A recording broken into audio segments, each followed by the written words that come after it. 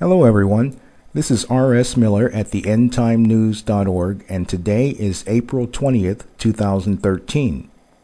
A magnitude 6.6 earthquake in southwest China has left 113 dead and more than 3,000 people injured, Reuters reported.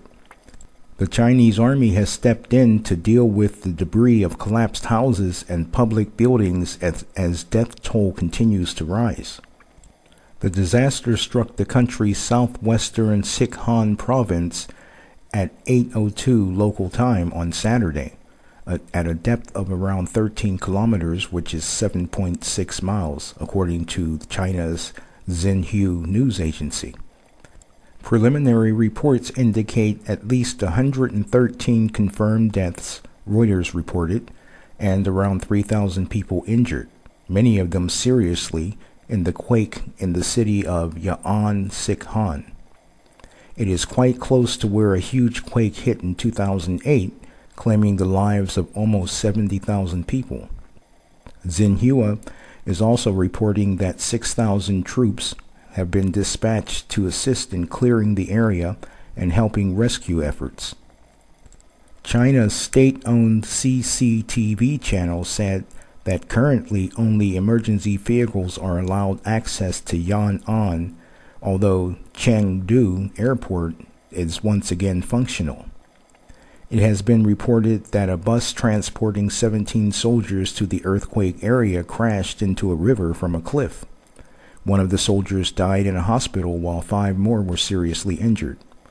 Thousands of prisoners have been evacuated from local prisons in Sichuan. No deaths have been reported among the prisoners.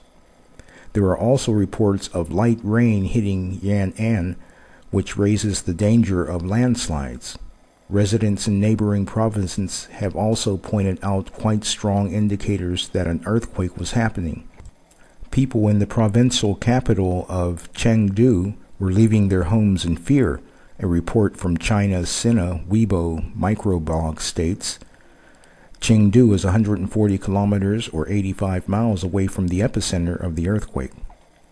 The area trembled with a multitude of aftershocks, the strongest of which hit a magnitude of 5.1 in Lushan and Boxing counties at around 8:07 a.m.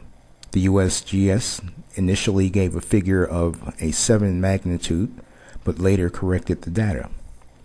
Now, RT is going to be having live updates on this earthquake, so you guys can go to rt.com to get the rest of it. The Bible tells us that if we keep watching, we would be able to recognize the signs of the times, the approach of the Great Tribulation period, the end of the age, and the return of Jesus Christ. If the Bible is true, then there should be evidence of these signs all around us, and in fact, even in the daily news. Although many secular and humanistic people and groups refuse to believe that there is a Creator God who has assigned a beginning and an end to this world system, and in fact they do their best to inject doubt and disbelief into virtually every situation, the truth will not be denied. Take a look at some of the news alerts I mail out near daily and decide for yourselves. Patriot missiles to be deployed along Jordan-Syria border. U.S. Army officials have agreed to deploy Patriot missile batteries along the Jordan-Syria border. Now, this article comes just a day or so after it was announced that the Secretary of Defense Hagel would be sending troops into Jordan. Now, here's another article. Israel ready to act on Syria weapons, warns Netanyahu. Israeli Prime Minister Benjamin Netanyahu has told the BBC that Israel has the right to prevent weapons from falling into the wrong hands in Syria. He said that if terrorists seized weapons, such as anti-aircraft and chemical weapons, they could be used ... Well, we all know what the ... stands for. This is basically a warning from Netanyahu to the world and to Syria and even Iran, because there's another article just below that states that Netanyahu is ready to strike Iran alone if necessary. And of course, a strike by Israel or the West against Iran or Syria could well be the spark that ignites World War III that has been prophesied in the Bible. Now, in this article, rising tensions with Russia. Russia's relations with the West are again plunging. This time the cause is repression in Russia and the Western reaction to it. Last time it was the invasion of Georgia in 2008, and before that, NATO expansion in the East. Another puzzling sign which has been in the news as of late is sinkholes. And I know that there are those that say sinkholes are perfectly normal, and perhaps they are, just like earthquakes are perfectly normal. But are they normal in the numbers and the sizes that we've been seeing? Here's one in Chicago. A Chicago sinkhole expanded and swallowed up 3 cars, with one driver in the car, and was injured. Says a large sinkhole opened up in a residential Chicago neighborhood early on Thursday, swallowing up 3 cars and injuring 1 man. The 40-foot crater appeared at around 5:15 a.m. at South Houston Avenue on the southeast side of the city, and the man was rescued from the hole by fire crews. Here's another article. This one's in Australia, and they're talking about marine deaths are unprecedented. Which basically, they're not talking about like U.S. or Australian Marines. They're referring to marine life deaths are unprecedented. And here's a quote from a Mr. Black, which says, "We were quite surprised.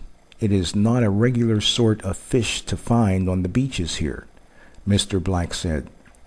Dead fish began washing ashore at Adelaide beaches in late March, and since then, thousands of marine mammals have washed up on the South Australian ... Now here's another one. It says, no answer yet to the OW, which I believe is Orange Walk in Belize, fish kill. It says, a week ago, hundreds of dead fish started showing up dead along the banks of the New River in Orange Walk, all the way from the BSI factory to the Tower Hill toll bridge. Then over here, there's one that says hundreds of dead fish found in the river store at Ashford, which is in the United Kingdom. And by the way, the United Kingdom has been hit with dead birds and dead animals, and everything you can think of has been dying over in the UK. And once again, people are saying, oh, it's normal causes. This happens every year. But I'm one of those guys that love to go fishing, and I don't do it much anymore, but I used to do it all the time. And in my entire lifetime, the total number of dead fish that I have ever seen, with one exception, can be counted on my 2 hands.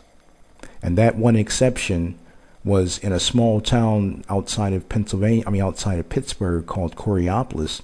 There used to be a gully that ran next to a creek. Every year, the creek would flood, and the gully would then become a tomb for fish, because the fish would go into the gully area, and when the summer would come around, the water would recede, trapping the fish, and there were literally hundreds, if not thousands, of dead fish. But other than that, nowhere that I've ever been, including in red tide infested areas like Florida and California, have I ever seen more than 1 or 2 dead fish at a time. So we can continue saying that this is all perfectly normal, or we can open our eyes and take a look at the facts. 5,000 dead birds in Vietnam, possible H5N1 avian flu outbreak. Dead salmon found along muddy Elwha River after hatchery release. More fish turning up dead in the big EAU Plain, which is in Wisconsin.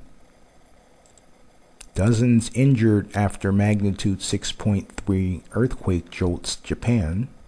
We have pestilences. H7N9 silently spreads in humans and birds. Some organizations are concerned that this could become the next worldwide pandemic. 20-foot sinkhole opens up on a golf course in Michigan. More dead manatees in Florida.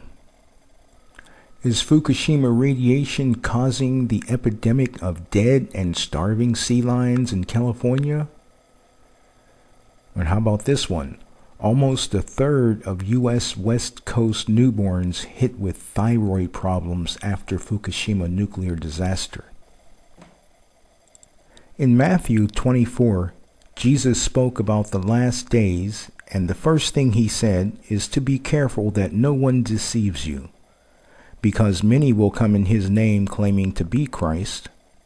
Then he goes on to say about wars and rumors of wars, nation against nation, kingdom against kingdom, famines, pestilences, disease, earthquakes in diverse places, and that these are the beginnings of sorrows. Jesus tells us that we will be hated for his name's sake, and even now the term haters is increasingly being applied to Christians. He tells us that there will be many false prophets, and lawlessness will abound, and the hearts of many will grow cold. Well, just last week there was a family of 4 in India riding on a motorbike.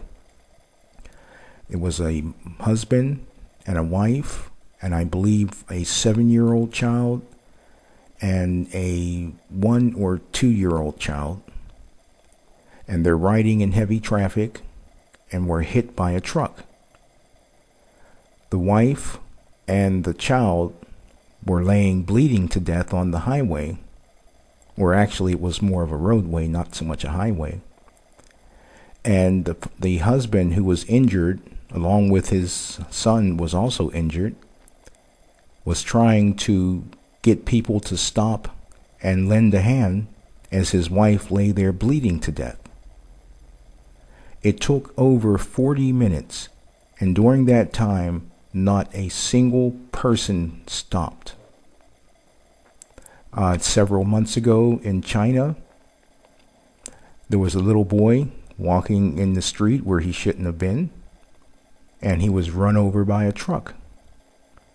The front tires of the truck ran him over, and the truck driver stopped. And then he decided, well, he didn't want to get out, take the time to see if the kid is injured or not. And he drove over him again.